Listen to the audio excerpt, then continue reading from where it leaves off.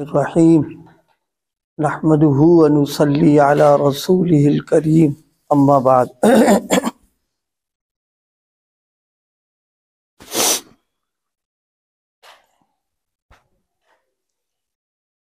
مال اور دولت کا کمانا اور جمع کرنا دو طریقے پر ہے۔ ایک تو مال دولت کما رہا ہے دین کے لیے اور آخرت کے لیے، اور ایک یہ ہے کہ کمائی کر رہا ہے وہ دنیا کے لیے۔ تو اگر مال کما رہا، اس کے لیے محنت کر رہا ہے دین کے لیے اور آخرت کے لیے، تو یہ کمانا پسندیدہ بھی ہے اور اس میں عبادت کا ثواب بھی ملے گا۔ لیکن اگر کمائی کر رہا دنیا کے لیے تو یہ ناپسندیدہ عمل ہے۔ یہ دنیا کے لیے، دین اور آخرت کے لیے کمائی کرنا تین شرطوں کے ساتھ ہے۔ ایک تو یہ کہ نیت اس کی درست ہو، دوسرے کمانا شرعی اعتبار سے ہو، تیسرے اس کا خرچ بھی شرعی اعتبار سے ہو۔ یہ تین چیزیں اگر ہیں تو پھر مال کا، دولت کا کمانا، محنت کرنا، یہ سب دین ہو جائے گا اور عبادت کا ثواب بھی ملے گا۔ اس میں دونوں میں فرق ہے۔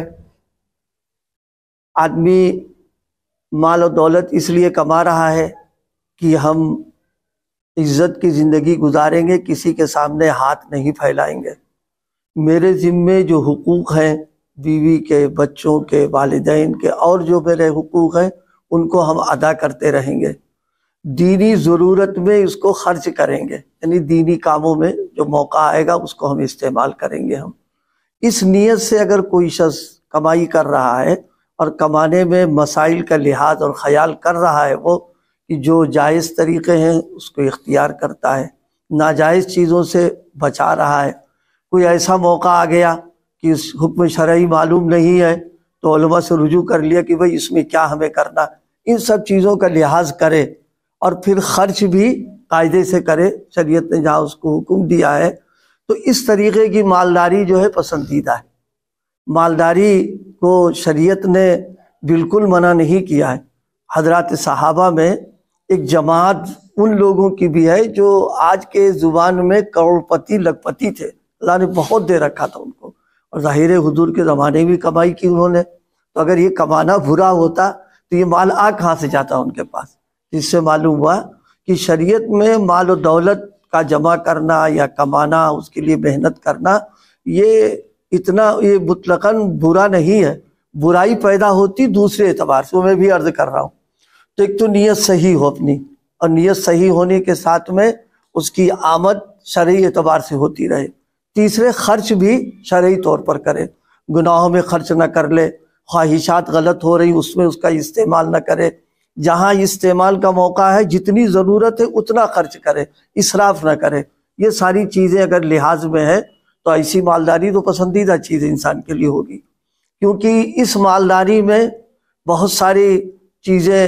ذلتوں سے آدمی بچ جائے گا۔ بھئی پیسہ نہیں ہے، اب ضرورت پڑ رہی تو کسی سے مانگ رہا، سوال کر رہا، کبھی قرضہ لے رہا، کبھی ادھر ایر پھیر کر رہا، ان سب چیزوں سے بچ جائے گا آدمی اس کے اندر۔ تو عزت نفس کا شریعت نے گویا حوصلہ افزائی کی ہے، اور اس کے خیال رکھنے کا حکم بھی دیا شریعت نے۔ لیکن اگر مال ہم اس لیے کما رہے ہیں کہ مالدار کہلائیں، پیسے والے کہلائیں، اور لوگوں میں ہماری ایک وہ ہو جائے کہ ہاں صاحب پیسہ ان کے پاس ہے، اور دوسرے کو ہم گرا ہوا بھی سمجھ رہے ہیں جس کے پاس کچھ نہیں موجود ہے، اور کمائی کے اندر کوئی خیال نہیں کہ شرعی ہے غیر شرعی ہے، جائز ناجائز، تو پیسہ آئے ہمارے پاس، یہ ذہن ہمارا، اور خرچ بھی غلط سلط کاموں میں کر رہے ہیں، تو یہ مالداری پسندیدہ بھی نہیں، اور یہ کمائی وبال جان بھی انسان کے لیے، کیونکہ قیامت کے دن انسان سے جہاں اور چیزوں کے بارے میں سوال کریں گے، وہاں یہ سوال بھی کیا جائے گا، مال تم نے کہاں کمایا اور کمانے کے بعد تم نے کہاں خرچ کیا۔ تو اس لیے مال و دولت کو حسن نیت سے اگر کما رہا ہے وہ تو اچھی بات ہے، کرے وہ، اور شرعی تری چیزوں کا لحاظ کر لے تو بہت اچھی بات ہے، اس کمائے کوئی منع نہیں کر رہا۔ اسی لیے قرآن مجید میں بھی ایک موقع پر اللہ تعالیٰ نے ایسے لوگوں کی تعریف کی ہے کہ جو اپنے کاروبار میں لگے ہیں، اپنے دکانداری میں لگے ہیں، کمانے میں لگے ہوئے ہیں، لیکن جب نماز کا یا اللہ کا ذکر کا وقت آتا ہے وہ چھوڑ کر کے فوراً آ جاتے ہیں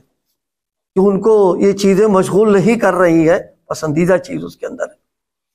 ایک واقعہ یاد آیا اسی سلسلے میں، ایک مالداری پر اسی لیے اللہ پاک نے انبیاء علیہ الصلاۃ والسلام میں 2 شانیں رکھی ہیں، اور بزرگوں میں بھی 2 شانیں اللہ پاک نے رکھی۔ بعض بزرگان دین ایسے ہیں کہ دنیا کے اعتبار سے کچھ نہیں، فقر و فاقہ ان کے یہاں ہے، مفلوق الحال ہے بالکل۔ اور بعض اولیاء اللہ ایسے بھی ہیں کہ اللہ پاک نے ان کو گویا دین کا بھی بادشاہ بنایا، دنیا کی بادشاہ بنایا، دنیا بھی ان کو بہت عطا فرما دی اللہ نے۔ تو اگر یہ مال مطلقاً برا ہوتا تو اپنے محبوب بندوں کو نہ عطا فرماتے اللہ پاک۔ ایسے ہی بادشاہ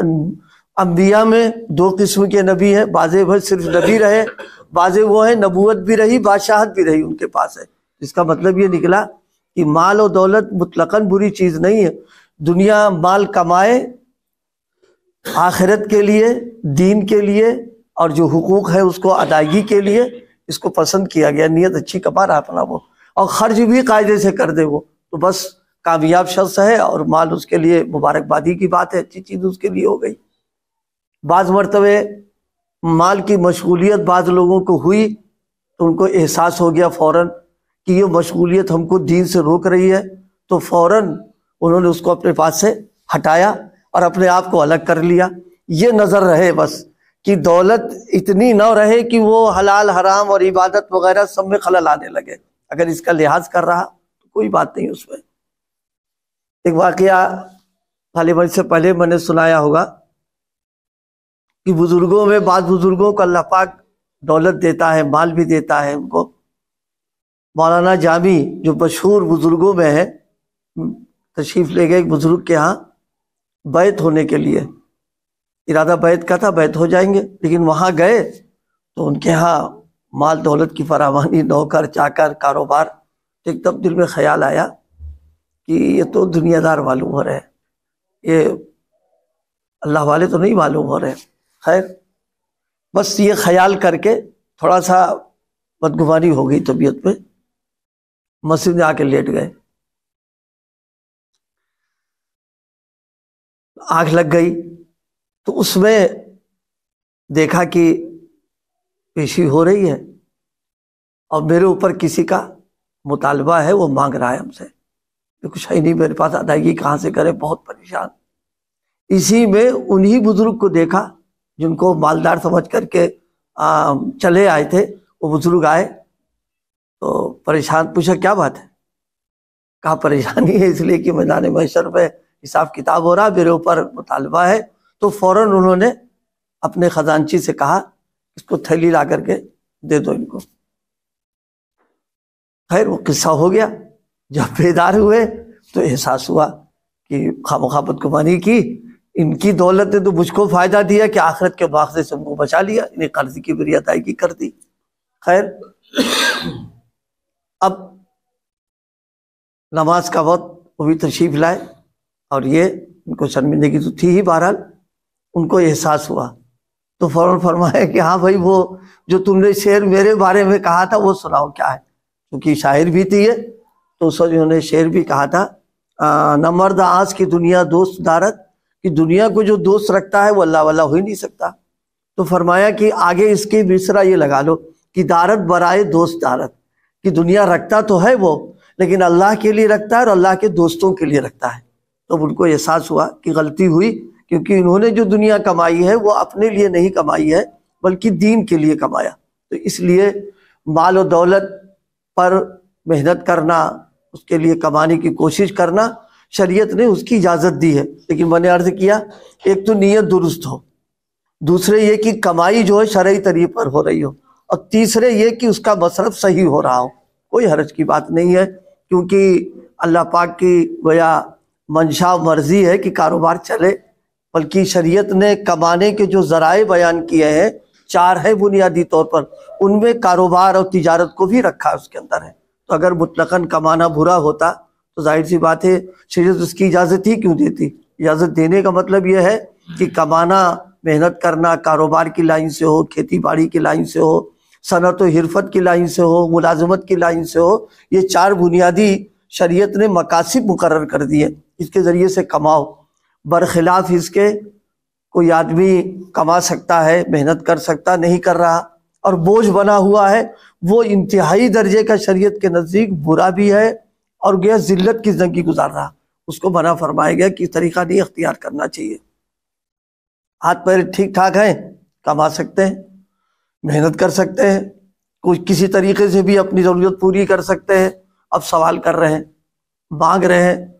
شریعت نے اس کو بالکل پسند نہیں کیا، منع فرمایا کہ بلا ضرورت سوال کرنا جو ہے یہ ناپسندیدہ عمل ہے، بلکہ قیامت کے دن جو آدمی مال جمع کرنے کی نیت سے سوال کرے گا تو بغیر چہرہ ہوگا، بغیر گوشت کے، یعنی بالکل چہرہ جو ہوگا بہت بدنما ہو جائے گا اس کا۔ اس لیے بھائی سوال سے تو بچنا چاہیے، اور ضروریات کے پورا کرنے کے لیے شریعت نے جو طریقے مقرر کر دیے ہیں ان طریقوں میں لگنا، کوشش کرنا، البتہ یہ کہ شریعت کے قوانین کی پابندی رکھ کر کے۔ اللہ پاک عمل کی توفیق عطا فرمائے۔